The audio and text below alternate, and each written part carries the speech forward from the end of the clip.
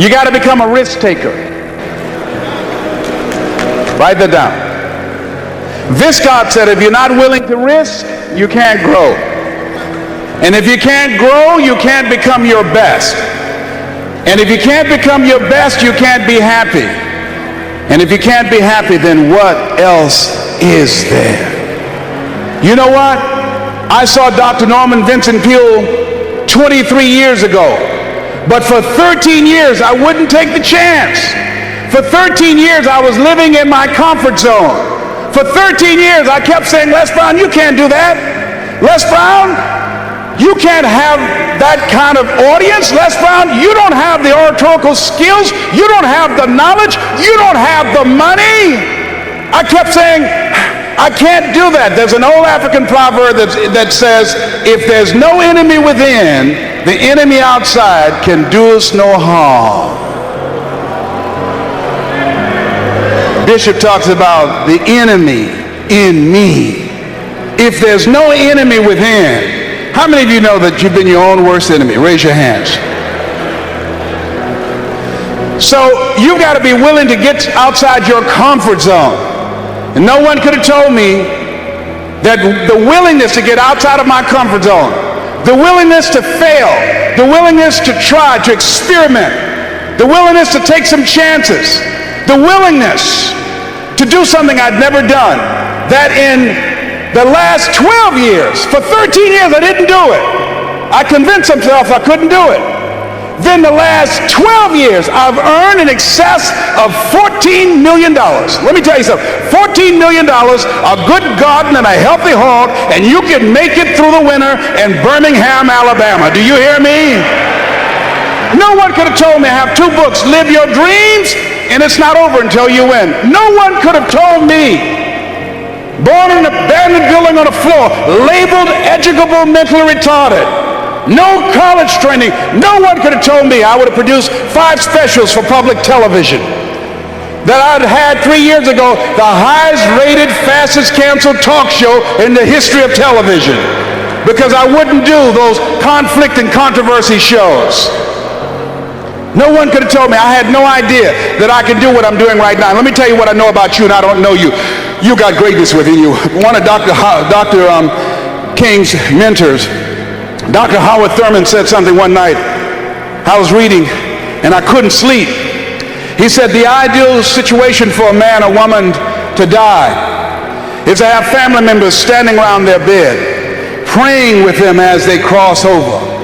He said, but imagine, if you will, being on your deathbed and standing around you are the ideas, the dreams that have been given to you by life, the talents, the gifts that you've never nurtured, that you never developed, the skills that you never did anything with, standing around your bed looking at you with large angry eyes, saying, we came to you, only you could have given us life, and now we must die with you forever.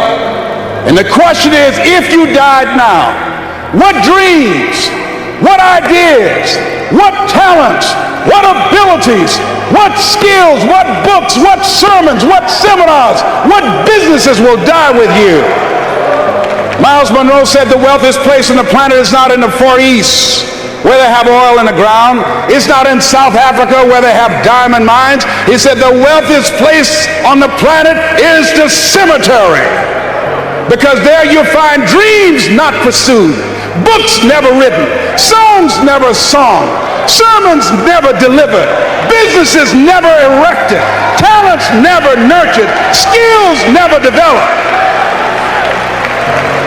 You survived 1 out of 40 million sperms. You were born to win.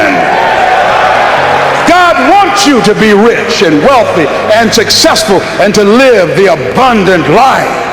You must affirm that for yourself every day. So as you look at yourself and you look at your life and you look at your circumstances, as you work on your goals and your dreams, here's some things I want to give you. Write this down. Hold yourself to high standards. See, what if Bishop T.D. Jakes had decided, when he first received the idea of the Manpower Conference, that it could not be. What if he had allowed that idea to die? We would not be here.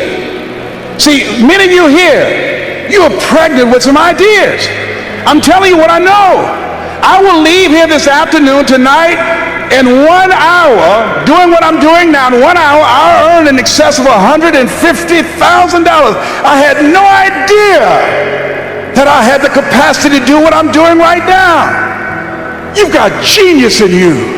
You're made in the likeness and image of God. You've got greatness in you. You have some special stuff in you. You showed up with it.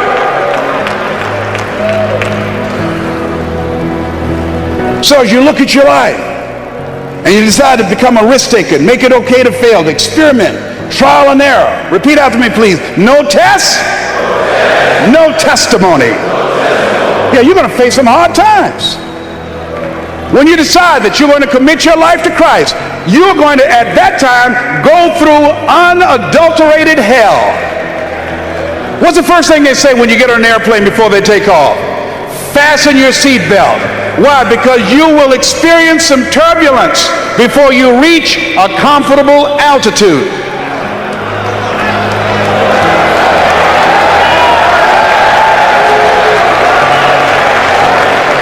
Life was testing me when the man looked at me and said, "You have prostate cancer. Your tumor is too large to have the surgery. We're going to give you radiation seed implants." The most anybody's ever gotten was 90. They gave me 238. I went back 3 weeks ago. They checked my PSA level, which indicates the presence of cancer in your prostate area. 1 to 4 is normal. Beyond that is that you have cancer and it's spreading. When I first went a year ago, it was 6.1. When I went 3 weeks ago at Howard University Hospital, they gave me an MRI, it was 10.5. The guy said, "I'm sorry to tell you this." I said, "What do you mean?" "You're in the same situation that you were in when you came here." Here's something I heard. At Christ Universal Temple Church, at a restaurant, Bishop T.D. Jakes was praying for a lady in a wheelchair. And it's odd how things come to you. When he finished praying for the lady, I'm sure there were some questions were asked that weren't verbal, that if the prayer worked, why didn't she get up and walk? And what he said as he was walking away, healing takes first, he said healing takes place first in the spirit.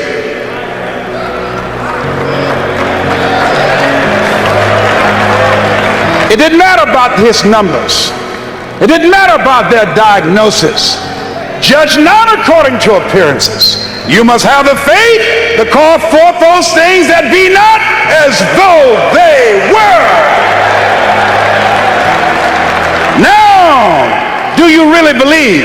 See, it's one thing to believe when you got money in your pocket. It's one thing to believe when your marriage is working out and you got your health and your children acting like they got good sense. Oh, it's good to say, "Oh, the Lord is blessing me." It's easy to believe then. Oh, but when you get that diagnosis, say, "You ain't gonna be here long." When you lose your job, when someone you thought you'd be with for the rest of your life said, "No, we can't do this no more," that's when you have to stand. That's when you have to begin to live this faith, and that's not on you. That's when you got to call on something. How do you let that mind be in you? You got to be out of your mind to believe in spite of these numbers you can still make it. In spite of the pain you're feeling, you can still come back again. You got to be out of your mind. That's right. I'm in that Christ mind. I believe it. And not when things are just favorable, not fair weather faith. And you've got to believe that. When you're going out here with your ideas, with your products, with your services, and part of being successful is you got to hold yourself to high standards. I use Bishop Jakes as a model. His people take care of you. He's thorough. Hold yourself to high standards, whatever you do. There's no saying, do not go where the path may lead, but go where there's no path and leave a trail. Treat people with respect. Treat them the way that you want to be treated. Tony, who's with me, who's been assigned to me, courteous, respectful, called several times. Is there anything I can do for you? Can I help you out? That's first class service. If you decide to provide first-class service. John H. Johnson, a book called Making Against the Odds, he said, there's no defense against an excellence that meets a pressing public need. When I decided to become involved in the motivational industry, I didn't have the money of a Dr. Norman Vincent Peale, of Zig Ziglar, of Tony Robbins, and all the other giants out there. I had the gift of gab. So what I did was I trained myself, I disciplined myself to read 3 to 4 books a week. First I started out a month. Now I've increased it with a reading system that I have. Mr. Washington said, Mr. Brown, yes sir. Do you want to make it? Yes sir. First you've got to develop your mind, young man, because you don't get in life what you want, you get in life what you are. Next, you've got to develop your communication skills. Once you open your mouth, you tell the world who you are. They said about Jesus, who obviously was an effective communicator, never speck a man. The reason that you're here is because no one can milk scripture and deliver a sermon that can transform your life and have you jumping up and down like you crazy, like T.D. Jakes. I'm home one day looking at this video my daughter gave me called He Called Me Son. Let me tell you something. By the end of that video, and I've never seen my father, when that video got to the end, I was going to the television saying, Daddy! Daddy, come back, Daddy! I pushed reverse and backed it up and said, Daddy! Let me tell you something. He just broke me down in my bedroom. All by myself. I'm looking around to see if anybody see me. That man crafted that message, you hear me? I'm crying like I'm at a funeral. I want my daddy.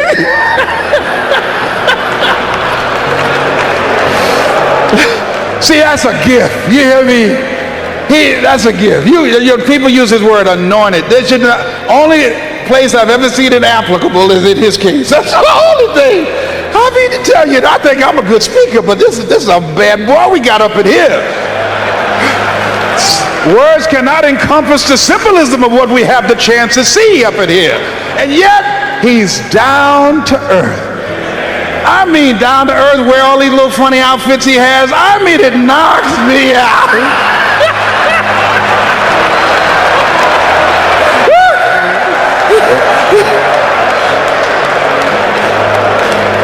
And let me tell you what my daughter said to me. My daughter, my oldest daughter, is on his advanced team.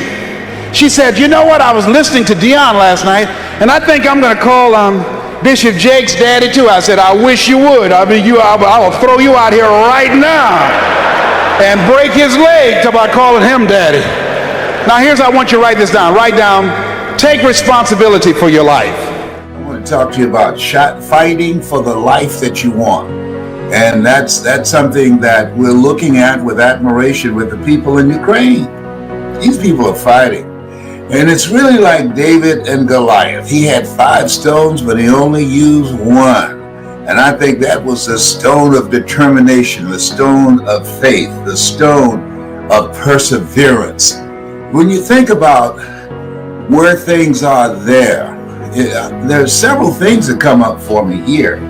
That we have a similar situation right here in the United States. You know, we're dealing with police departments who, for the most part, they are serving people. They serve and protect the dominant culture, but people of color, they terrorize and murder. It's a whole different thing. And there was something I remember by Claude McKay. Where is that paper? I saw something by Claude McKay, and it reminded me of these powerful words by Claude McKay. It was something that Claude McKay did. He was a poet from Jamaica, went to New York, and it was a piece that Claude McKay did called If We Must Die. I want to find that piece because it speaks to where if you want to have something in life, you got to be willing to go to the line for it. You got to be willing to fight for it. Frederick Douglass said something that I love very much. He said, power concedes nothing without a demand. People that dominate you and that control you, they're not just going to give that up and walk away. No, you got to fight, and you've got to be willing to fight to the death in order to get the things that you want. Give me the Claude McKay piece that we were talking about earlier. And so when you look at where you are, anything that has any value that you want to create in your life, it's something else. Frederick Douglass said, he said, we might not get everything we fight for, but everything we get, there will be a fight. So when you think about your life in and out of the pandemic, and that there are forces, white supremacists, that infiltrate the majority of police stations and operations in the country, that we have to be willing to fight for what we want. And people trying to turn back the hands of time, trying to deny us the opportunity to vote, working relentlessly to deny marginalized people opportunities in an unequal environment. It's a continuous fight. And so I want to focus on something about this. This is symbolic. One, the recklessness of Putin, that there are people in life, short-term thinking, driven by ego, that think that they can just bully and pounce on people and think that everybody will stand by and watch. Something that one rabbi said that I love very much. He said, when something happens, three things are going on. One, there's the perpetrator, and they're the victims, and they're the witnesses. And the question is, who's the worst? And the answer is the witnesses. People who stand by and do nothing. People who stand by and say nothing. And one of the great things about what's going on now in this country and around the world, that people have awakened. I remember the demonstrations, and I found it hard-worthy when George Floyd was murdered by a cop and the cops that were with the murderer. They stood back and they watched. At any point in time, they could have intervened and said, come on, it's four of us and one of him. He's handcuffed, he's down, and we're on top of it. But they didn't do that because they don't recognize your humanity. When you're in a country that does not recognize your humanity, and that most certainly is in America, then it's a different kind of environment. When you come from home, you are terrorized. You face when you're driving, that you're in an environment where you're going to be terrorized or murdered by those who are sworn to protect and to serve.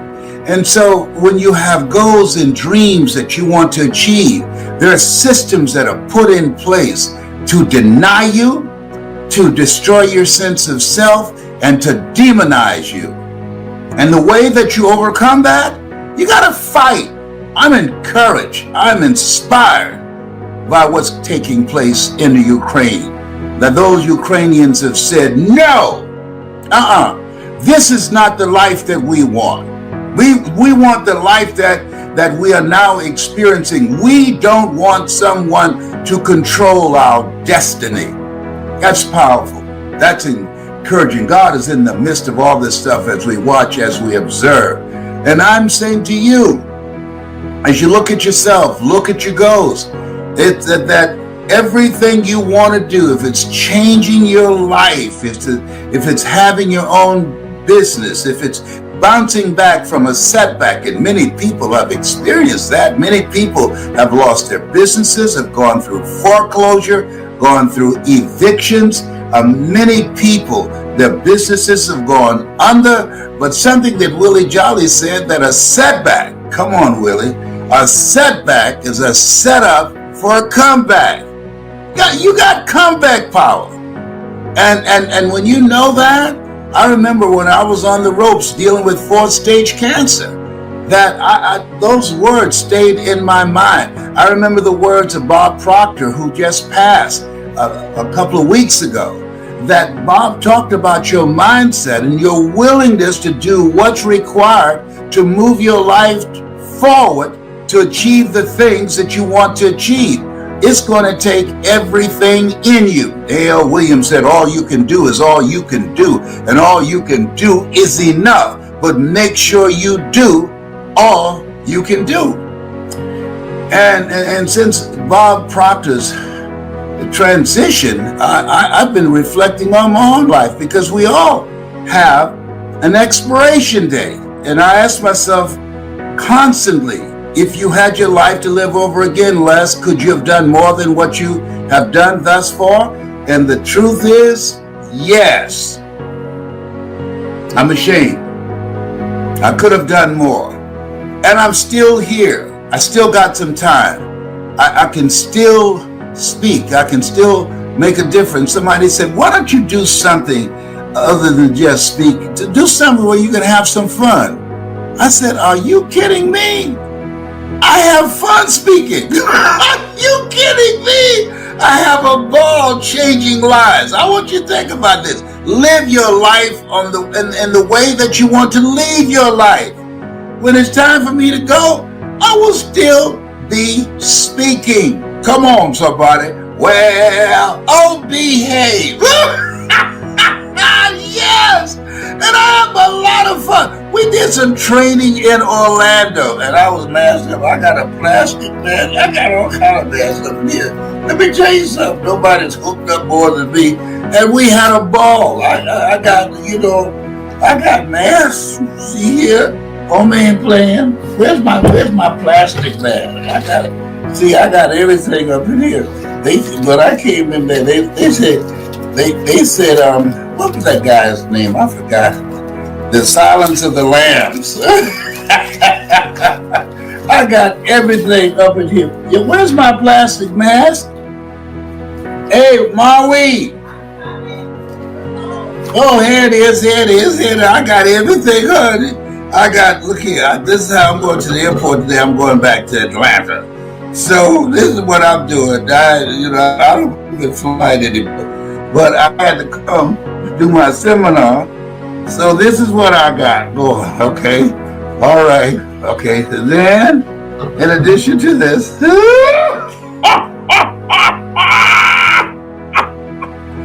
got everything, baby! You remember that movie they call The Silence of the Lambs? That's So, look here. If a dog sneezes around me, I'll get up and run. Well, let me tell you something. So I'm masked up. Do you hear me, homie, playing? Listen to this. This is by Claude McKay. This is a bad boy. He's a bad brother. This is not the front of it. If we must die, where's that? No. Oh, this is the small print up to the top. All right. Listen to this. If we must die, let it not be like hogs, hunted and pinned in an inglorious spot, while around us bark the mad and hungry dogs, making their mock at our accused lot. Winston Churchill, he loved this. He said, if we must die, oh, let us nobly die, so that our precious blood may not be shed in vain. Then even the monsters we defy shall be constrained to honor us, though dead. O kinsmen, we must meet the common foe. Though far outnumbered, let us show us brave, and for their 1,000 blows deal one death blow. What though before us lies the open grave? Like men we'll fight the murderous cowardly pack, pressed to the wall, dying but fighting back. Come on, somebody. Yeah, that's it. That's it. I mean, when you look at that, they got people, senior citizens like me, making Molotov cocktails. Am I right? Yeah, they have a factory. They have a factory doing it in their garages. Everybody. I mean, they're men who have taken their families, the women, across the border, and then they come back to fight for the life that they want. And there are people sitting around just watching. Let me share something with you. Life is a fight for territory. And once you stop fighting for what you want, what you don't want will automatically take over. Have they not been willing to fight? And trust me, the people who are watching, they admire them and say, wait a minute. These people are fighting. They're not just letting Putin with his crazy self just come in and take over the country because he wanted to. They're putting up a fight. The people are standing in front of tanks. Say, no, you're going to run me over? Do what you need to do. But we're going to fight you. And then those Russian troops, many of them don't even know why they're there. Some of them say they've been driving around to run out of gas because they don't want to fight these Ukrainians. They were lied to. And so when you think about this place, what we're watching at this time, as if the pandemic wasn't enough, now this madness. And you better believe, even though it's thousands of miles away, it's affecting our collective consciousness. What happens to any of us happens to all of us, even though it's thousands of miles away. Oh boy, no man is an island, no man stands alone. When you think about where we are in this point in time, I'm encouraging all of you for your prayers and support of the Ukrainian people, and for us to reflect on our own lives and our own battles that we have here. We have our own stuff here. Where police departments are being run and controlled by white supremacists. We got our own stuff here. And I say to you that when they know that we mean business, that you're not going to just continue to terrorize us and murder us and get away with it like you've been doing for centuries, trust me on this. They're going to begin to respect us, saying, no, they're not being pushed around and looked past, and they are willing to stand up for each other. That's that, and they fear if the Ukraine joins NATO, and that's the message I want to talk to you about right now. They fear Russia don't want Ukrainians to join NATO. Why? Because if you attack any of us, you attack all of us. And there's a message in that this is a time that you want to develop a mindset of liberation, a mindset of determination, and you want to develop your skill set, learning all that you can. And because if you're not willing to learn, no one can help you. But if you're willing to learn, no one can stop you. But the other piece that's major is developing strategic relationship alliances. That's why I'm talking to you now. They don't want them to join NATO, because if you affect and impact or attack anybody in NATO, you got to fight all of them. And he doesn't want to see that happen. He doesn't want them to do that. And when we come together around our values, come together with a determination to stand up for a better future for our children, when we develop strategic alliances, communities of collaborative, achievement-driven, supportive relationships, there's some power in that. Because you can't make it by yourself in this thing called life. That there'll always be some battles. There's some evil people in this world. And I don't have to tell you that, you know that. And you have to protect yourself from them. I remember when I was working at WVKO radio station in Columbus, Ohio, and Eddie Saunders, who was the assistant program, no, he was the program director for a long time, and Eddie was the vice general of the radio station, and he used to box, and Eddie was in his 70s and I was in my 20s, and I said, Eddie, I heard you used to box. He said, yes. I said, you know what? I think I'll just run over there and slap you side the head, see what you do. He said, come on. He said, you might run over here, but you will limp back. I said, okay, Eddie. Eddie Saunders said, hey, Scurry, you run over here, you gonna limp back, young man. You know, young broom sweep clean, but old broom know where to go. So this is a historic time. I'm watching this. I'm pulling for the Ukrainians. And you know, the Orange Man and all his munions and these, you know, these spineless people today, they should write a book called Profiles in Cowardice. I remember a book was written called Profiles in Courage. Well, we're living at a time we got politicians talking out both sides of their neck because they're afraid of the Orange Man. And I'm saying to you, God has not given us a spirit of fear, but a spirit of power and of love and of sound mind. You have something special. You have greatness in you. Look around at the people in your life. Who is it that you need to build a deeper relationship with? And who is it that you need to walk away from those relationships? Why? Because they're not good for you. They bring no value in your life. I'm cleaning house. You hear me? I'm cleaning house because I found myself giving more in a relationship and they brought zero.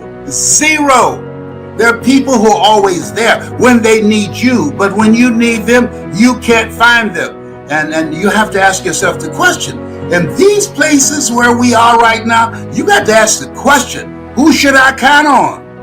And who should I count out? Who should I count on? And who should I count out? And as you look at yourself, look at your goals, and look at your dreams, you want to watch people. Give them 90 days to prove who they are. Watch and observe them. Don't just take any and everybody in. Something Jim Rohn said. He said, you look at your life, and he said, it's either a warning or an example. A warning of what not to do or an example of what to do. Even when this is over, Orange Man's boyfriend, Putin, he has now jacked himself up. He's in a corner right now. And he had short thinking and said, you know what? I had no idea what I was doing, what I did this. Now he's thinking about how can I save face? But see, there's some kind of damage that you can do that won't be forgotten. Even if they stop right now, people are not going to forget this.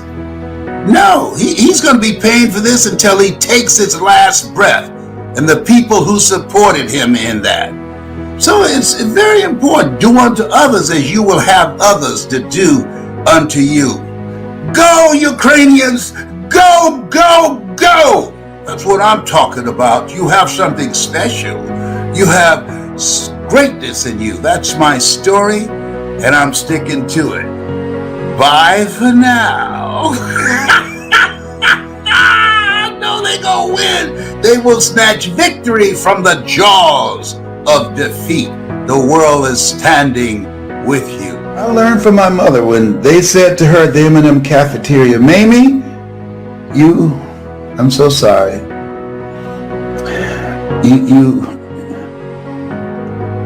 You can't do this work anymore. Being on your feet all day long. I know you're giving it your best effort. But Mr. Morrison, who loved Mama very much, it's just too much for you now. And he gave her a check, gave her a bonus, and just said,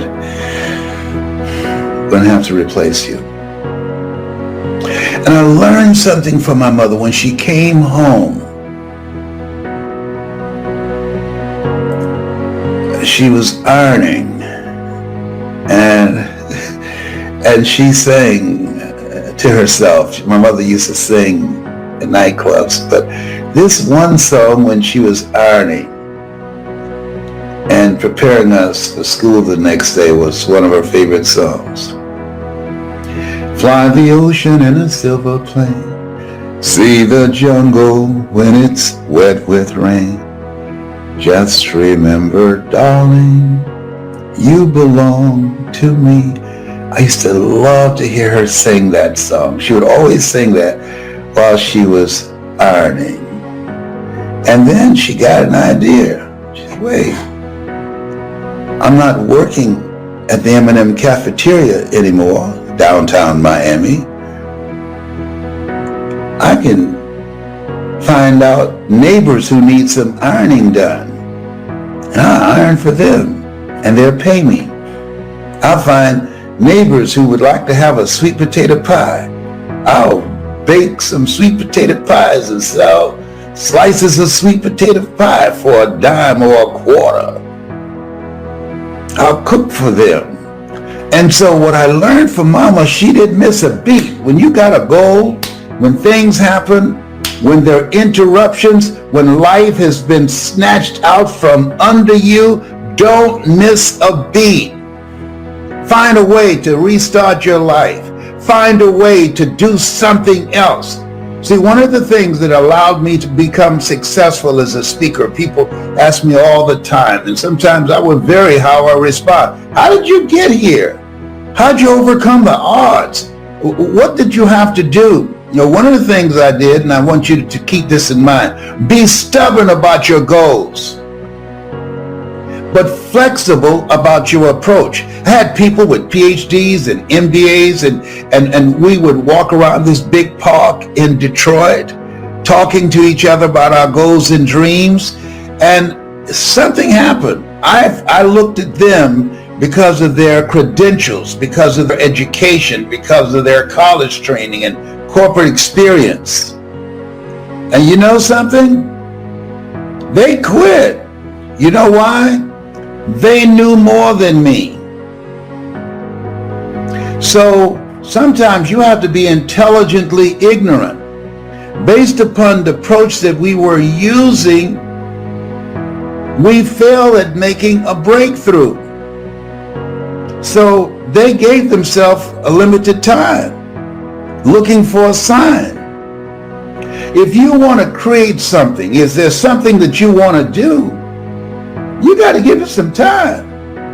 A watch pot never boils. You got to give it some time.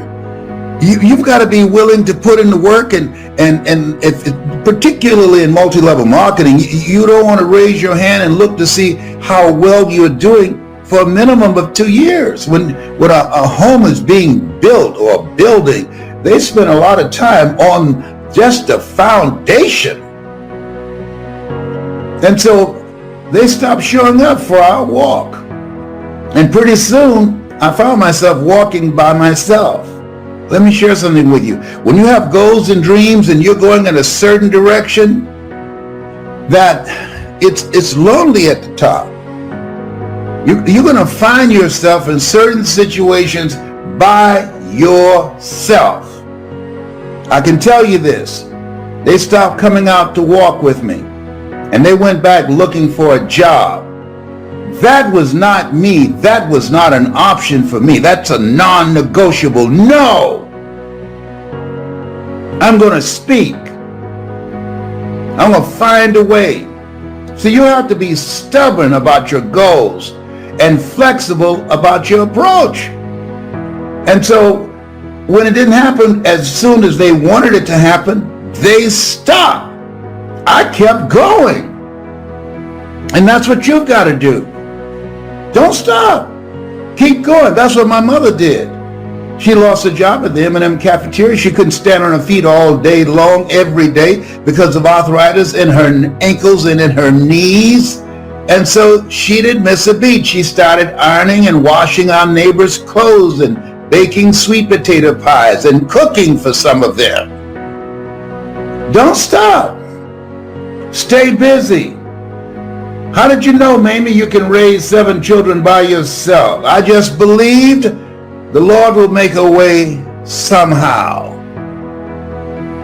And I'm saying to you, if you keep going, if you keep looking for a way, where there's a will, there's a way. If you keep moving, if you keep falling forward, if you keep getting back up, something's going to happen. Bob Marley said something I like. He said, you never know how strong you are until being strong is all you have. You never know how strong you are until being strong is all you have. It's your only option. And you'll discover, if you don't panic, if you don't run, you'll discover you are stronger than you give yourself credit for being. Don't surrender. Don't give in. Just keep moving forward. Stay busy, moving in the right direction, looking, opening doors, knocking on doors, finding a way out of no way. And here's something else. Because you don't know what to do, so what? Figure it out. Everything that exists at one time, nobody knew what to do. I remember as a kid, we would say, oh, you got as much chance of doing that as a man going to the moon. To illustrate the impossibility of that. We don't say that now. Somebody figured it out. Somebody said, wait a minute, there's got to be a way. There's got to be a way. And as you look at yourself, look at your goals, you might be experiencing a big setback. Your business has perhaps been devastated by the coronavirus. And you're just saying, my God, first of all, that's a blow. When you have to let people go and you don't have money to pay the bills because the business has been interrupted. Oh, we can open up and people can come in, or we have to close down. And then you say, wait a minute, opening up, all right, and I want my business, but I'm not willing to die for my business.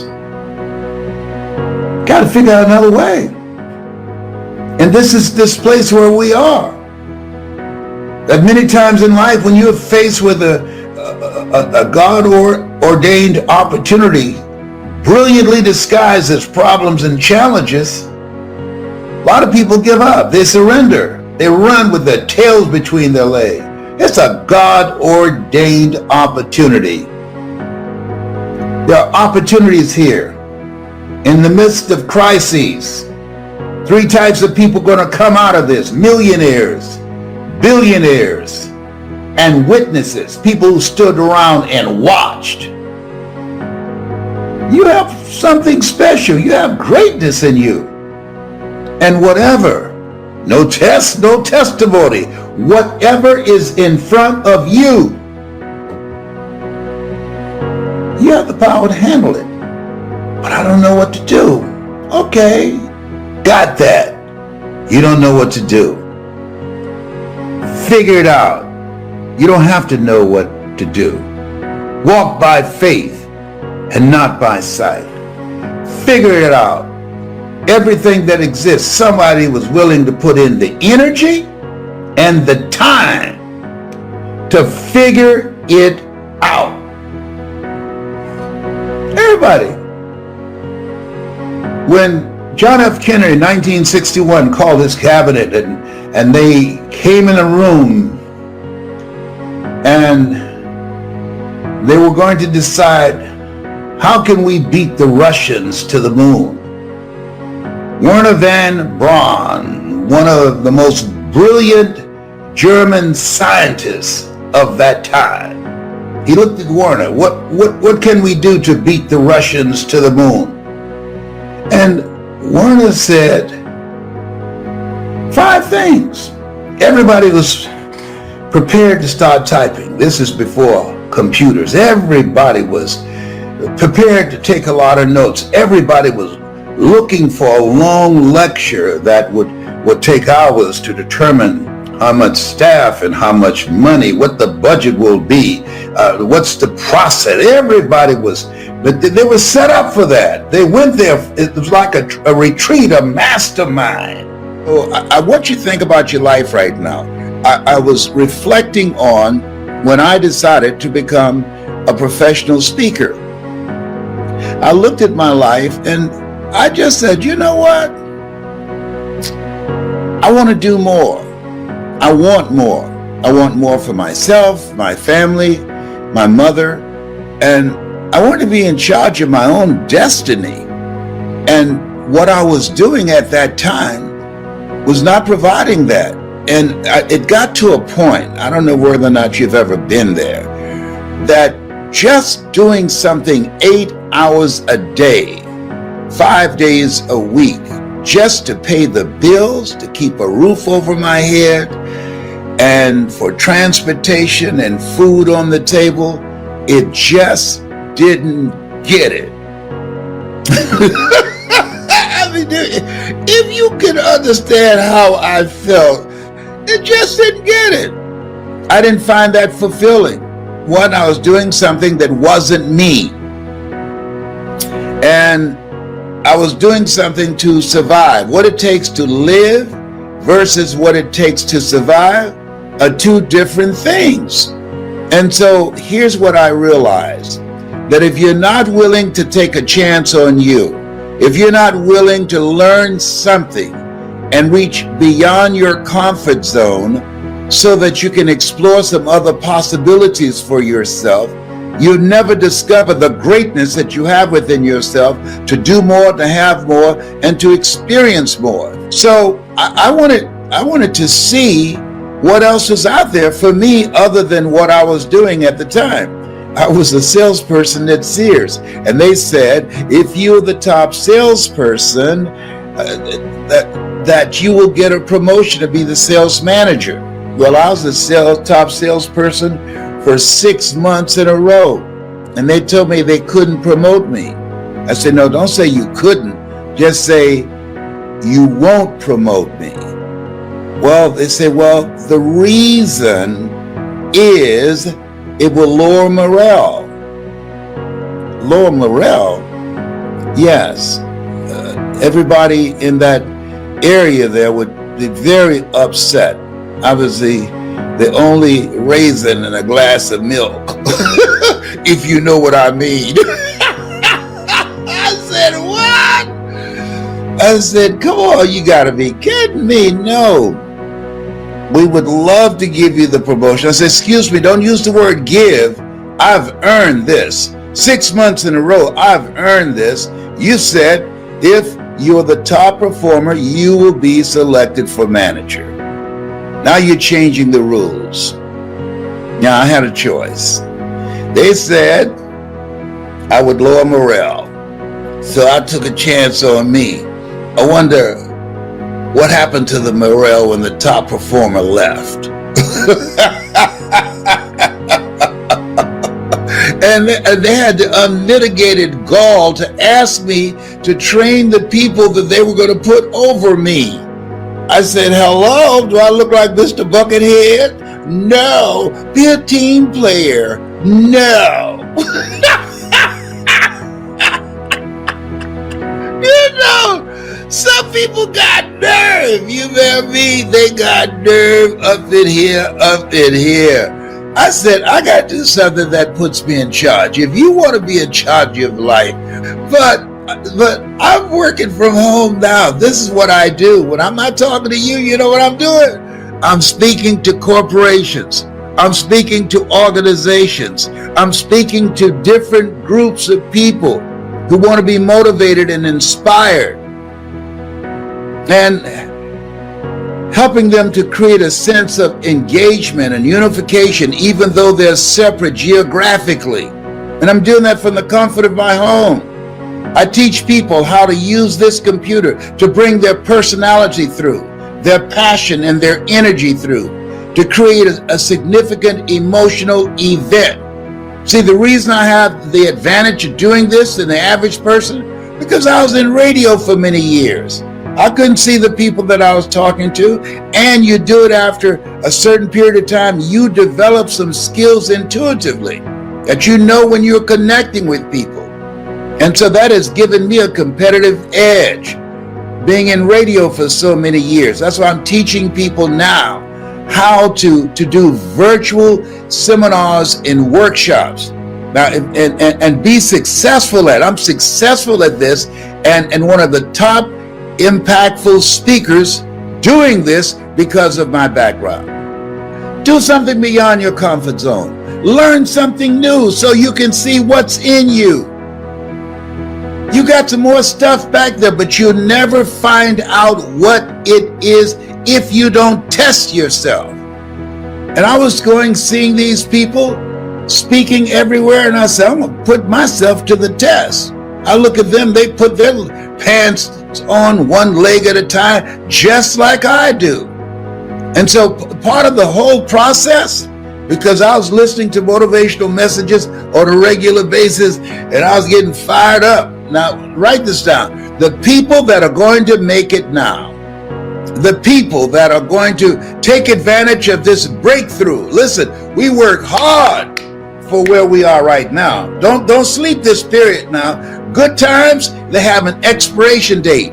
Bad times, they have an expiration date. We just came through something. With the election of 2 senators, the scale has tilted. The force of evil has been subdued. Listen what I said. Not destroyed, but subdued. It will raise its ugly head again. So you want to maximize this time. You want to milk this moment. You want to make your move right now. And one of the things that I do, and I encourage my kids to do, when I make some money, I operate like I don't have a dime. Like I don't have a dime. I start working harder. And this is what you have to do. The people that are going to be successful are willing to do the things today others won't do in order to have the things tomorrow others won't have. What is it that most people won't do? Here's what they won't do. Learn something new. They're comfortable with what they're doing now. Well, I've been doing this for a long time. So, learn something new. If you're not willing to learn anything new, no one can help you. But if you're willing to learn something new, like I decided to do this, no one can stop you. I'm my own boss. I call my own shots. And I'm not saying this to you to impress you, but to impress upon you that you got it like that too. And that's why I'll train you how to do that, how to use your voice, how to use your gift of gab, how to use your knowledge and your skills. People with knowledge and skills are working for corporations. You need to learn how to work for yourself from home virtually and control your own destiny. Be your own boss. That's what time it is. Here's something else. I discourage you. Don't do this if you're not hungry. Did you hear what I just said? Now, I just told you you ought to do this, right? And then right after that, come on, Les, what are you saying now? You're telling me don't do it if? Yes. If you're not hungry. If you're going to make it today, you got to be hungry. The 47 million people are going to lose their jobs from artificial intelligence. Millions of people have lost their jobs because of coronavirus. You think you're the only one out here? No. It's a different market right now. It's different. There are people that are desperate, going through foreclosures and evictions, lost their jobs, lost their businesses. So the people that are going to come out on top, the people that will snatch victory from the jaws of defeat, they're hungry. When I came out here, I was hungry. I got 5 sons and 5 daughters and a mother that I want to take care of and buy a home for. You got to be hungry. People that are hungry are relentless. You got to get your hustle on. People that are hungry are the first ones there and the last ones to leave. Most people not hungry. Most people are conditioned to do just enough to keep from getting fired, working in an environment where they've been paid just enough to keep from quitting. It takes some time to step out of that mental conditioning. People that are hungry, when I worked for WVKO, I was program director, I was news director, I was manager of station operation, I did commercials, I did editorials, I did a talk show, The Voice of the People, whole lot of stuff that they didn't pay me for. Why, Les? Because I wanted to learn. I wanted to make myself indispensable. That's why I did it. I wanted to make myself more valuable and increase my value for the operation. You have to have that kind of attitude about life. That are you increasing your value every day? If you were on the stock market, would you invest in you? Most people have to say no. Why? They're not reading anything. They're not learning anything new. They're operating within their comfort zone, and they're praying every day that they don't lose a job that they hate. That's what you call mixed emotions. See somebody you hate drive off a cliff in your car. You're glad they're gone, but not in your car. Oh, behave, hello, whatever. No, it's a different place now. You got to be hungry. You have to get your stuff together. Average is over. The being average, doing just enough to get by, no. And when I talk to people, I can ask a certain question. I can tell the hungry ones and the ones who are slackers. And they're everywhere, the pigeons. See, today, employers are looking for eagles. You go outside right now and see some pigeons, but it's going to take a minute to see some eagles because they fly high. This is what time it is. And when you look at yourself, look at your goals, look at your dreams, this time demands that you get outside of your comfort zone. This time requires that you invest in you. That's what I was willing to do. The people that will be successful are willing to do the things today others won't do in order to have the things tomorrow others won't have. People who are not successful have large television screens, and people who are successful have large libraries. Hello? Oh, people who are hungry are willing to discipline themselves. They're willing to dedicate themselves to learn something different. See, anything can be mastered if you're willing to put in the time and put in the effort and focus yourself on learning how to do that to make yourself stand out. In the attention economy, this is the attention economy. You got to make yourself stand out. Yes, you just can't mosey through this time and think you're going to get some customers. So you have to think in terms of market takeaway. What value are you bringing that's superior to everybody else? You've got to operate out of the thinking of Henry David Thoreau. Do not go where the path may lead. Go where there's no path and leave a trail. You got to set a new standard.